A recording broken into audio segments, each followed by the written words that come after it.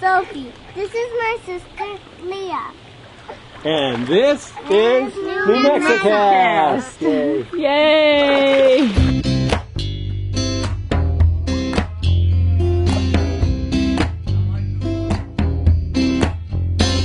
Welcome back to New Mexicast, everyone. People always ask me what it's like to live on 75 acres of forested land in New Mexico.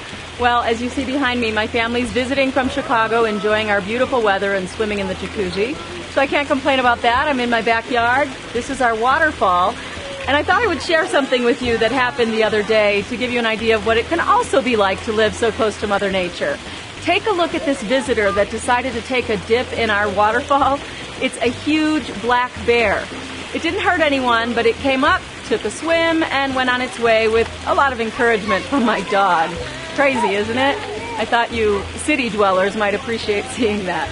All right, now on to the episode for this week.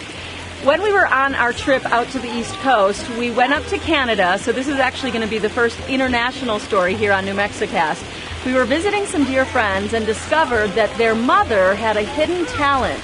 Well, I believe that talent should not remain hidden anymore, so this one is for the kid in all of us. This episode and technical support for NewMexicast.com provided by IndieLab.org, where independent media lives. IndieLab offers completely free blogs and websites for media creators. If you're a video blogger, musician, photographer, filmmaker, or podcaster, IndieLab is your answer. Perhaps nothing delights a little girl more than the sight of a dollhouse. There's another lady over here who's just tried on a dress. After all, what could be better than a home that is just her size, with tiny people, tiny furniture, and tiny toys? This is my favorite one. This is your favorite one?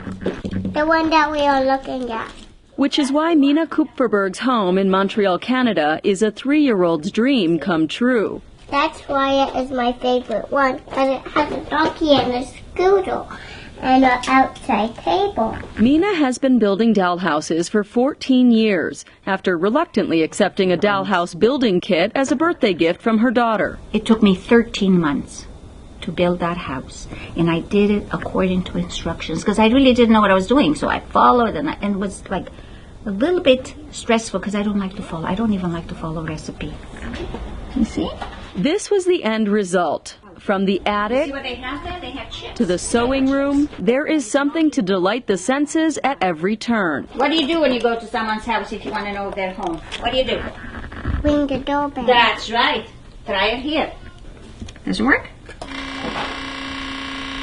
It works.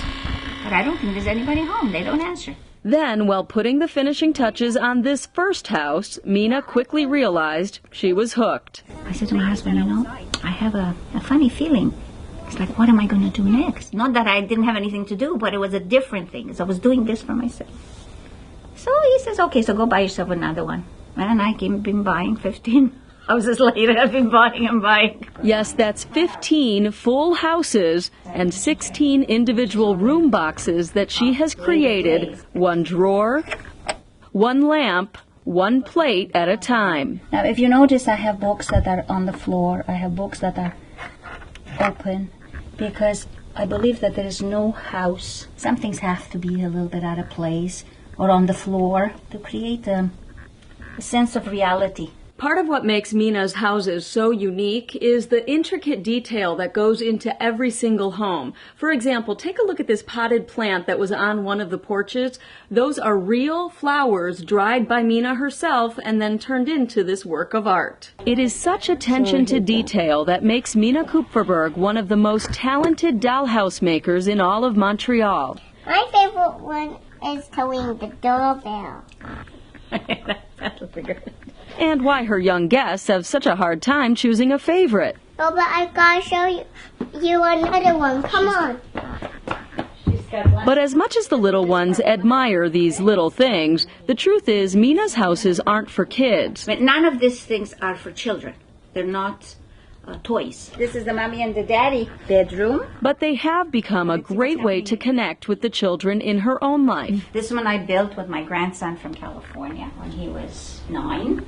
Over the years, Mina's grandchildren have helped her work on the dollhouses. I love to work with them, and I think it teaches children a sense of respect for property, and patience. And she adds a personal memento to each home she builds. Every house has a picture of either children or grandchildren. Most of them are grandchildren.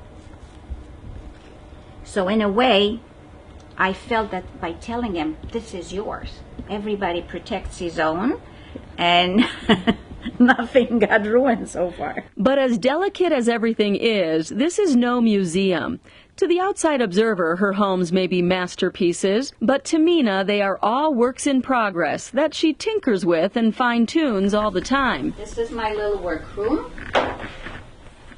Until they look just like a real home, only smaller. So there's hardly anything in real life that you do not find in miniatures. And hardly anything you won't find in her workshop, which is filled with the most amazing miniatures just waiting to find a home. Furniture and dolls. This is a lady from New Mexico, as a matter of fact. I don't know exactly what place. And she works at home. And crackers. And grapes. And like real life. But for Mina Kupferberg, real life wasn't always picture perfect.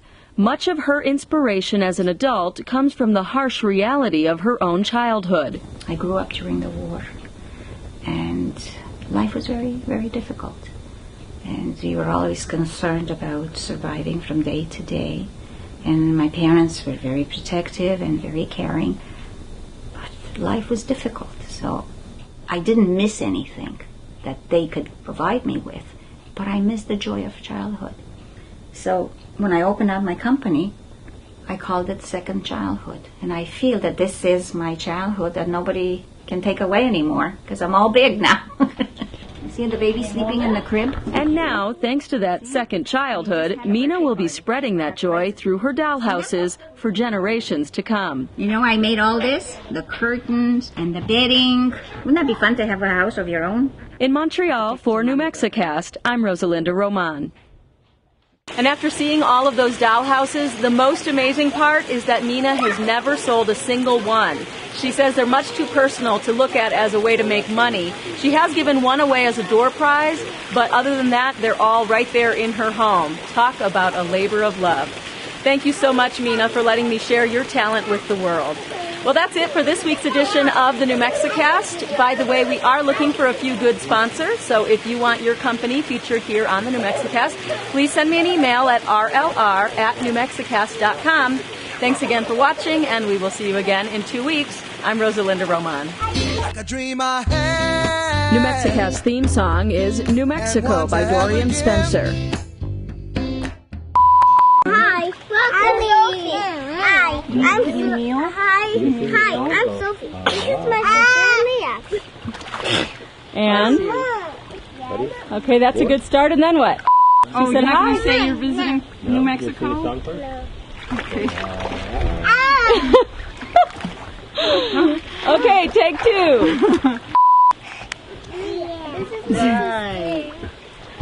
Ziva, you're not helping, honey. Sophie, say hi. I'm Sophie. Are you working the camera? This is my Ziva. Sassy. Say hi. I'm Leah, and this is my sister Sophie. Okay. Could you be? Good. And are you in New Mexico? Tell me. This is my. This is. This is.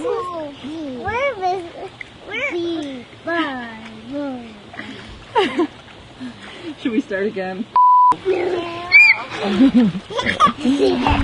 guys are going to be in the bloopers, you realize. This means.